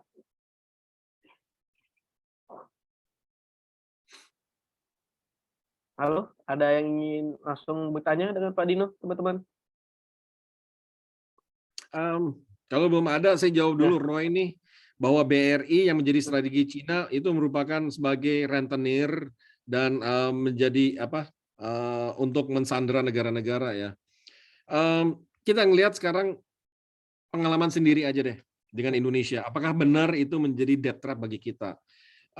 Sejauh pengalamannya saya, selama ini dikelola dengan baik, dilakukan pengkajian, jangan juga dievaluasi secara terbuka dan dilakukan secara transparan, maka apapun investasi itu selama bisa menghasilkan dividen dan nilai tambah dan bisa mendorong roda perekonomian, itu justru akan mempercepat. Kalau tidak dikelola dengan baik, apakah itu hanya untuk menguntungkan segelintir orang, apakah itu hanya kepada kegiatan-kegiatan yang non-profitable, atau tidak dapat mendorong lagi roda perekonomian, ya itu tentu saja itu menjadi satu jebakan ya bagi negara tadi. So I'm not going to criticize other countries, I'm just looking into my country. Mudah-mudahan apa yang diinvestasi di Cina itu justru bisa melipat gandakan roda perekonomian kita menjadi lebih cepat. And that's I think what's important to us gitu di situ. Salah satu contohnya dengan nikel tadi, it's a very, I think, good argument dari pihaknya saya, itu meningkatkan nilai tambahnya kita. Berikan itu bukan berarti harus berhenti di situ ya. Tugasnya sekarang Bapak dan teman-teman sekalian bisa cek lagi, apa benar bahwa pabrik smelternya di situ menciptakan polusi yang lebih parah dari sebelumnya? Apa benar bahwa pabrik di situ bisa menekan polusi yang sebelumnya ada? Apa bisa ditingkatkan juga supaya itu bisa jadi contoh ramah lingkungan? Saya pikir Cina juga terbuka untuk itu. Kenapa? One thing ya, Cina tuh ketika kita bekerja sama dengan Cina untuk kereta cepat, Cina juga sebenarnya diuntungkan bahwa kredibilitas dia sebagai negara yang memiliki high-tech, itu baru Indonesia yang mau percaya bikin di Indonesia. Atau Indonesia merupakan negara pertama yang mengekspor teknologi kereta cepat. Jadi kita juga banyak memberikan keuntungan di Tiongkok. Salah satu contoh lagi mengenai diplomasi vaksin kita. Banyak banget cerita gue nih, habis 15 menit. Vaksin itu, gini ya, di saat Indonesia membutuhkan vaksin, kita sudah melakukan pendekatan dengan Cina. Cina bisa memenuhi kuota 250 juta vaksin di saat Indonesia sedang jatuh-jatuhnya dan memerlukan vaksin pada awal 2021. Pada saat kita juga mencari ke negara lain, nggak ada yang mau ngasih. AstraZeneca, kita coba tanya, oh nggak ada, maaf ya, kita sudah ada, kita belum ada, masih butuh pada kebutuhan Eropa dan ini. Kita ke Moderna, oh maaf ya, kita masih perlu untuk negara kita sendiri. Tapi dengan Cina, oke, kita kasih. Sekarang ada muncul, oh kualitasnya jelek atau segala macam. No, Cina udah lulus dari kualifikasi WHO meskipun di atas 50%, dan ada yang bilang antara 53 sampai 73. Dan itu masalah teknis yang perlu diperdebatkan lagi. But at least we know that it works. Terus kemudian muncul lagi efek negatif 2021. Setelah negara-negara barat dengan produk-produknya itu sudah surplus lebih, sudah habis untuk di mereka, barulah mereka kasih ke kita. Ini produk gue, lo mau pakai nggak? Janganlah pakai produk yang jelek itu. Produk yang jelek itu yang berhasil menyelamatkan bangsa kita di 2021 pada saat kita memulainya, dan nggak ada lagi yang mau jual ke kita. And vaksin itu bukan hanya soal efikasi saja.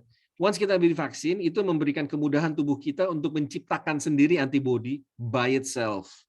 Memang antibodinya itu mungkin tidak sekuat dengan yang lain.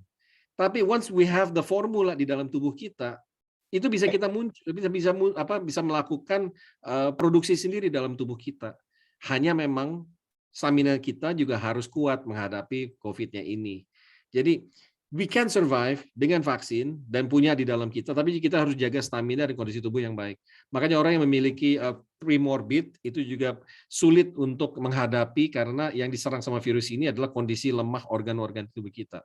But never forget bahwa because of China, we are able to secure 250 juta di saat-saat ini sedang krisis negara lain nggak mau kasih, dan kita bisa melakukan program vaksinasi on time bulan Januari 2021.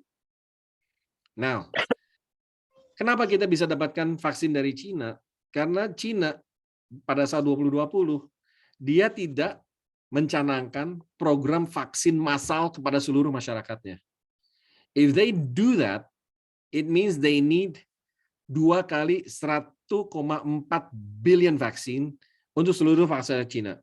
Padahal kapasitasnya Cina pada saat itu di tahun 2021, mereka baru kapasitas membuat vaksin itu sekitar 1,5 miliar. Untuk tahun 2021, 1,5 miliar itu kapasitas maksimum untuk membuat vaksinnya mereka. If they did so, vaksin massal tadi, negara lain nggak akan kebagian. Jadi what they did adalah mereka melakukan program wajib vaksin kepada kelompok-kelompok masyarakat yang esensial. Ada sekitar 8. Pejabat negara, pelajar yang mau pergi ke luar negeri, orang-orang yang kerja di service sektor, orang-orang Gojek, sama orang-orang yang mengantarkan paket-paket, karena mereka sering berkeliaran, mereka harus benar-benar bersih supaya tidak menyebarkan. Orang-orang yang kerja di pelabuhan, orang-orang yang kerja di restoran, pelayan, karena mereka melakukan seperti itu harus di-secure supaya mereka. Tapi bagi orang-orang tua yang tinggal di pedalaman dan tidak populasi dan juga tidak terkena dengan orang asing, nggak usah dulu deh gitu, nggak usah diwajibin. Yang penting jaga stamina, makan vitamin, udah you're fine gitu di situ. That is why maka sekarang di saat semua orang sudah lewat herd immunity, di Tiongkok itu belum.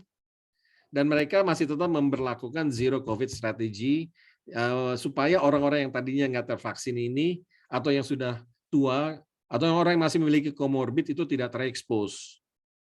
And that is why itu akan terjadi. Tapi juga kita diuntungkan dari Cina, Sinovac, dan ya itu mendapatkan itu. But afterwards kan kita juga bisa memperoleh secara bayar ya produk-produk baratnya ini. Tapi jangan sekali-sekali berpikir bahwa kita diselamatkan sama produk-produk yang lebih superior dari vaksinnya barat, karena pada saat lagi crucial-crucialnya mereka nggak pernah kasih ke kita akses. Hanya Cina doang, dan sekarang Cina yang dijadikan scapegoat ya terhadap ini semua. Sebagai umat Muslim, saya nggak rela ada orang difitnah seperti itu gitu. And I know for sure karena Pak Dubes sama saya itu terlibat langsung dalam negosiasi mendapatkan vaksin itu kita di KBRI.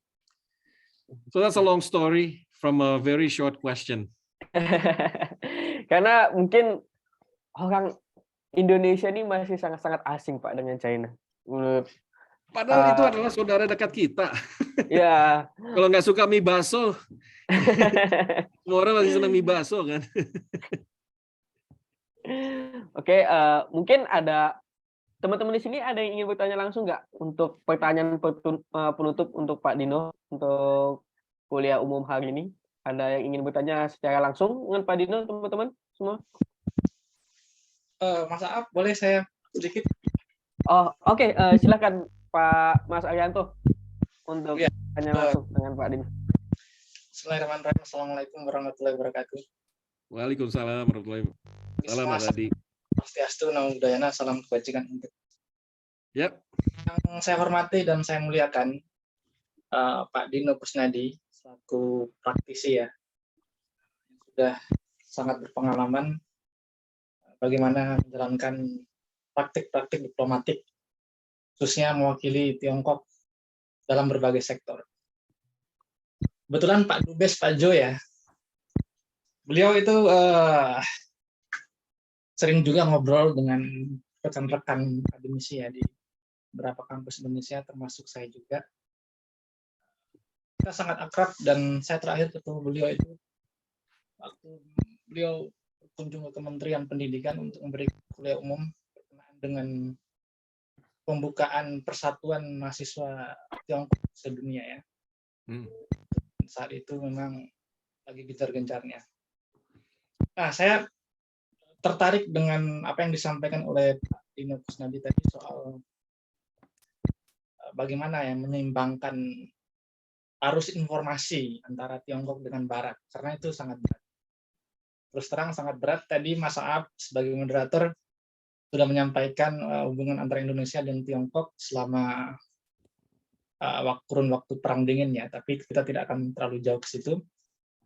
Karena kita berharap hubungan Indonesia dengan Tiongkok jauh lebih cair dibanding dengan yang pernah dilakukan ketika gerakan non-blok ya, di mana Perdana Menteri Tiongkok, Zhou Enlai, seperti tadi Pak Dino sudah menyampaikan, itu kita bina kembali ya. Dan alhamdulillah peristiwa COVID-19 yang diawali tahun 2019 kemudian mulai naik 2020 kemarin, itu waktu yang sangat tepat bagi Tiongkok untuk mungkin mengambil alih kepemimpinan dunia ya, karena Tiongkok negara pertama yang berhasil memperoleh akses untuk menyelesaikan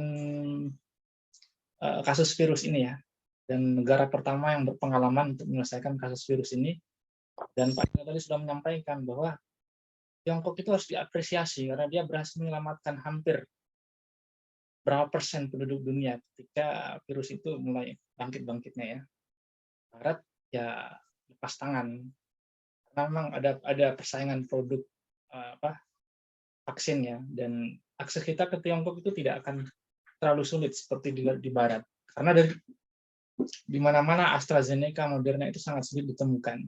Dan terus terang saya menggunakan vaksin Sinovac dan memang saya ingin divaksin dengan vaksin itu karena saya yakin apa yang disampaikan atau yang dikirimkan oleh Tiongkok itu semua hal yang baik.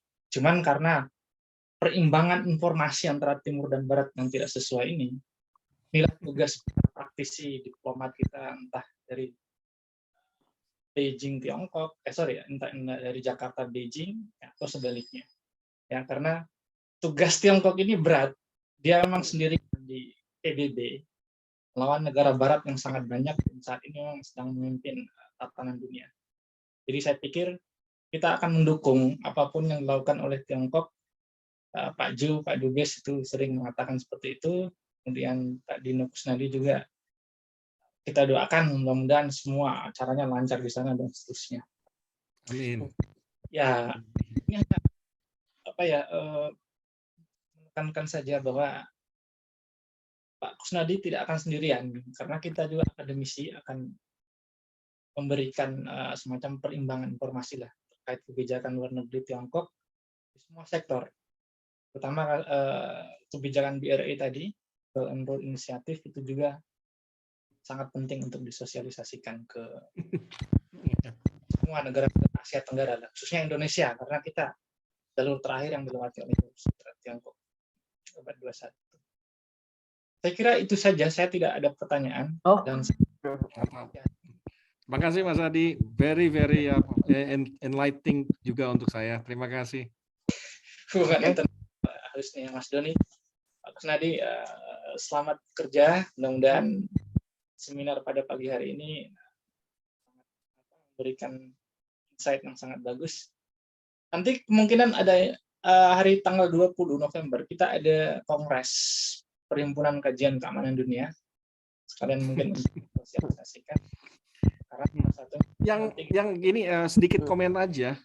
Yang sering saya dengar ya dari semua jargon-jargon media Barat yang menganalisis ucapan-ucapan negara Barat adalah we have to be careful towards the China threat, ancaman Cina.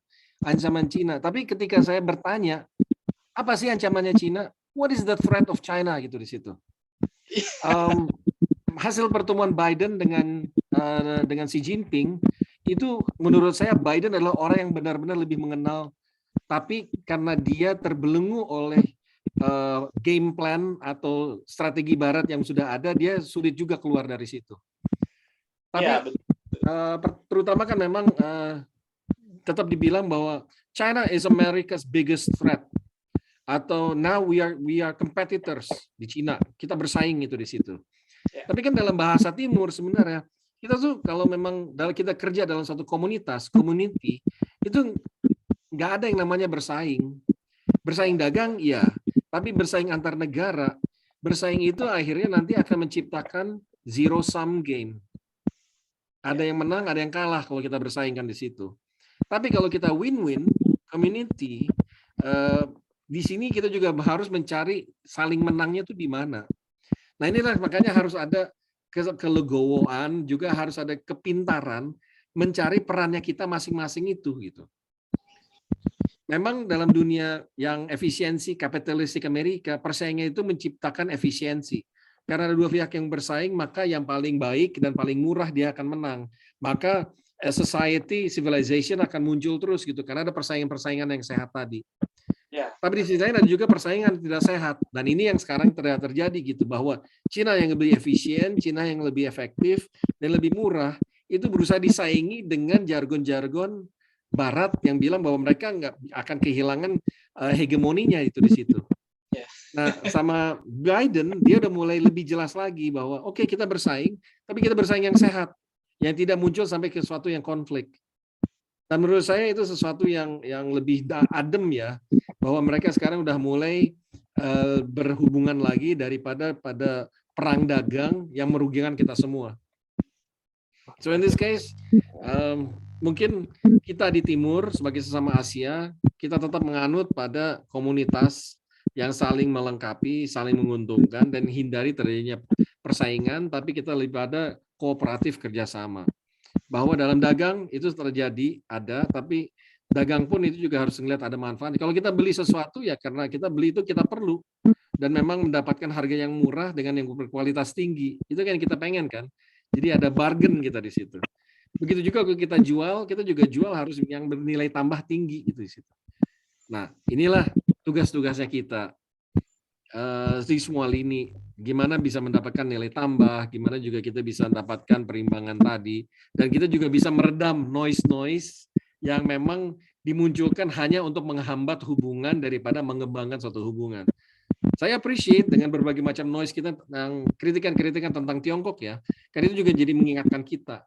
Tapi juga dengan nalar dan akademiknya kita juga kita bisa membedakan mana yang noise, mana yang bermanfaat, mana yang kritikal, dan mana yang kita jadikan pelajaran gitu. Nah, ini tugasnya HI adalah untuk memfilter-filter tadi itu. Ya, saya sangat senang nih dengan Pak Dino Kusnadi karena beliau menggunakan kerangka berpikir bahwa Tiongkok dan Indonesia itu adalah ya, sama-sama bangsa Asia. Itu sangat timur sekali dan iya. Saya sangat mendukung. Ya. Sorry maaf ini terjadi dalam Chatham House Rules lagi ya. Ya. Ini saya berdiskusi sama sesama DCM dari negara Eropa. Kita ngomong tentang Cina ini segala macam. Oh, I know the Chinese way of thinking ini kayak gitu. Sementara dia bilang, hati-hati ya sama orang Cina. Orang Cina tuh adalah gini segala macam. Be careful gitu. Ketika orang Barat ini ngomong careful terhadap orang Cina, itu kan saudara gue. Gue tahu cara dia berpikir. Lu aja nggak tahu cara berpikir dia dan lu suruh gue hati-hati sama orang kayak gitu. Ya, come on dong. Gue bilang, gue lebih kenal dia dan lu suruh gue hati-hati. Gue diam aja sih sebenarnya ngomong kayak gitu. Cuman lucu aja gitu. Dia nggak bisa ngertiin Cina dengan cara berpikirnya. Terus dia menyuruh gue hati-hati sama orang yang gue nggak ngertiin itu. Lah, gue ngerti kok sama dia. Lunya aja bego nggak ngerti dia. So, ini dalam hati ya. Dan ini nggak ada cerita segala macam. Tolong jangan keluar di blog dan lain-lain. Kita juga harus bisa berpikir. Dan ada percaya diri gitu. Dan ada rasa trust. Of course, I trust the Chinese sama gitu. Sama orang yang bilang bahwa lo, ya kasar gini aja deh. Dalam hidup sehari-hari, gue punya sahabat, gue punya teman dekat. Nah ini ada orang yang nggak pernah gaul di situ, ya lu hati-hati sama orang itu karena orang, ya kita akan dengerin ya orang yang kemudian nasihat tadi. Tapi karena gue sahabat yang lain, gue lebih tahu dia dong. Nah tugasnya saya menjelaskan kepada orang yang bilang hati-hati. Orang itu nggak begitu kok. So secara tidak langsung kita juga harus bisa meredam sahabatnya kita. Meskipun kepentingannya saya adalah memajukan kepentingannya saya. So I guess itu adalah suatu komunitas yang memang harus kita jalanin.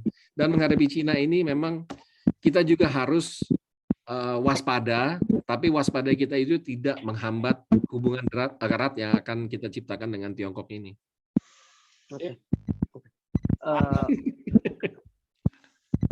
Mungkin karena keterbatasan waktu, Pak Dino, apa di sini kan banyak nih mahasiswa hubungan internasional dan ada dari berbagai macam jurusan dan berbagai macam kampus juga. Mungkin Pak Dino ada punya closing statement terkait dengan isu dinamika Indonesia dan China, apa mungkin harapan yang ingin diperoleh dari hubungan kedua belah negara di masa depan, gitu Pak? Okay. Indonesia adalah negara besar dengan potensi yang masih banyak untuk kita kembangkan. Tapi untuk pengembangan ini tentu saja kita perlu capital, kita perlu knowledge, dan kita juga perlu tenaga kerja yang skilled. Nah, untuk memanage resources kita ini, kita harus melakukan kerjasama dengan negara-negara lain. Ketika kita melakukan kerjasama dengan negara lain, itu mau nggak mau kita harus berhadapan dengan kekuatan global dunia. Kekuatan global dunia itu kan adalah interaksi antara negara-negara global yang menentukan pada politik internasional secara keseluruhan. Dengan politik luar negeri yang bebas aktif, itu adalah instrumen yang sudah sangat jitu ditetapkan oleh our founding fathers untuk bagaimana kita bersikap sesuai juga dengan sikapnya bangsa kita.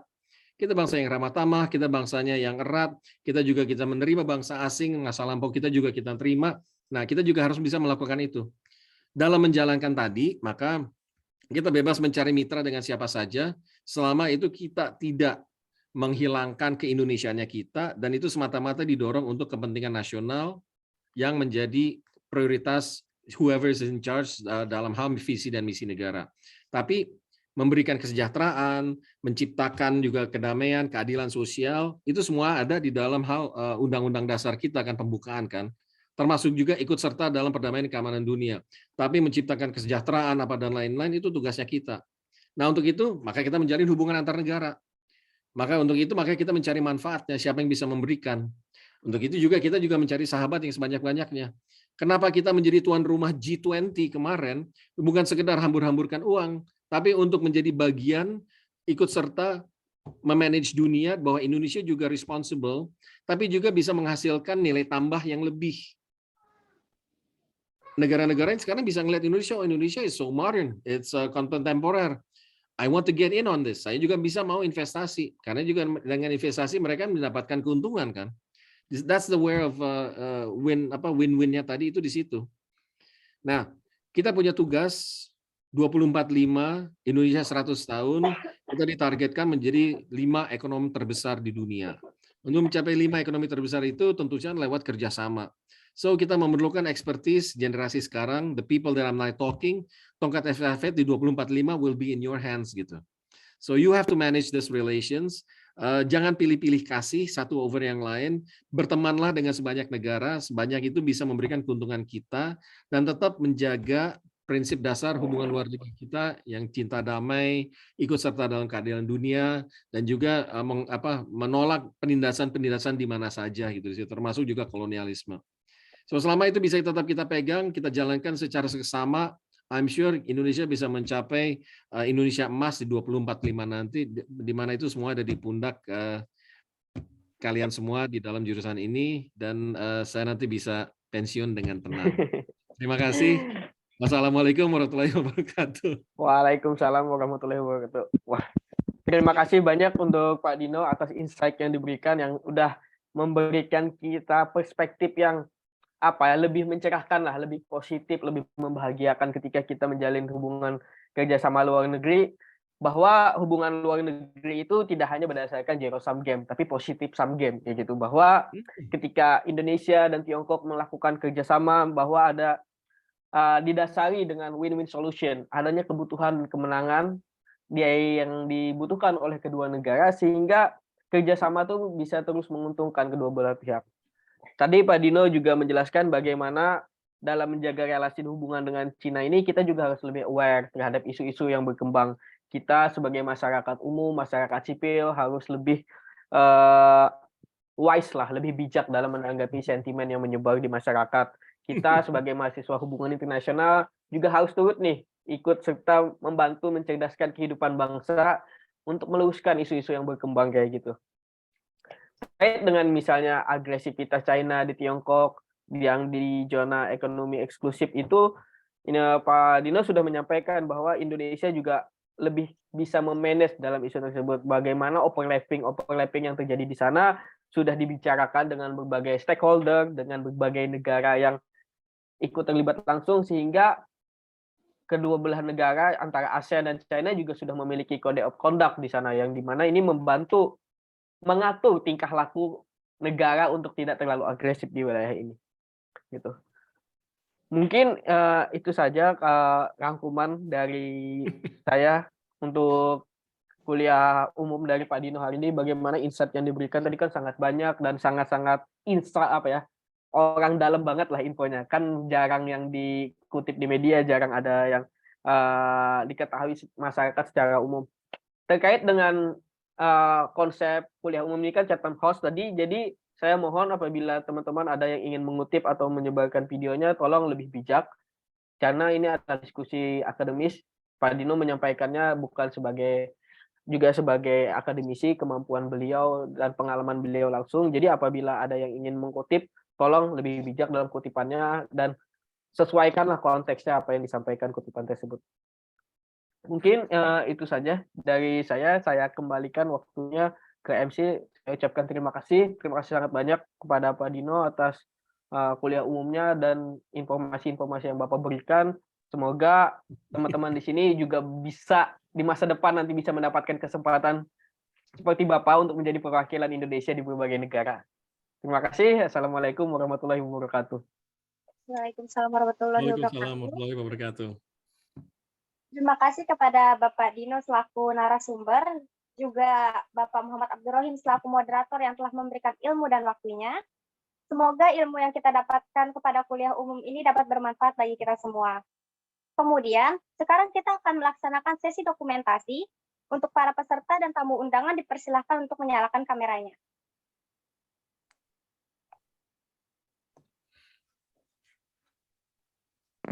Bisa dinyalakan yuk, kita dokumentasi. Teman-teman semua. Oke. Oke ya, mohon dalam hitungan 3, kalian masing-masing para peserta sudah menyalakan kamera. Oke, 1, 2, 3. Oke, sudah siap? Ada yang baru join juga nih. 1, 2, 3. Oke, slide berikutnya. Oke, lagi. 1, 2, 3. Oke, slide selanjutnya. 1, 2, 3. Oke, berikutnya lagi. 1, 2, 3. Oke, terakhir ya. 1, 2, 3. Oke, terima kasih banyak. Saya kembalikan ke MC. Terima kasih untuk Bapak Pradono. Demikianlah acara kuliah umum pada siang hari ini. Terima kasih kepada Civitas Akademika Universitas Suatu Negara Indonesia, beserta juga Bapak Dino, dan para peserta kuliah umum yang telah berpartisipasi dalam acara ini. Saya mewakili seluruh panitia memohon maaf apabila terdapat kesalahan dalam menyampaikan kata-kata dan pelaksanaan acara. Sebagai pengingat, untuk para peserta dipersilakan untuk absen yang telah disebarkan di kolom chat. Dan mari kita tutup acara ini dengan berdoa menurut agama dan kepercayaan masing-masing. Berdoa dipersilakan.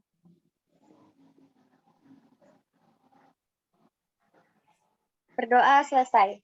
Saya selaku MC pamit undur diri. Wassalamualaikum warahmatullahi wabarakatuh.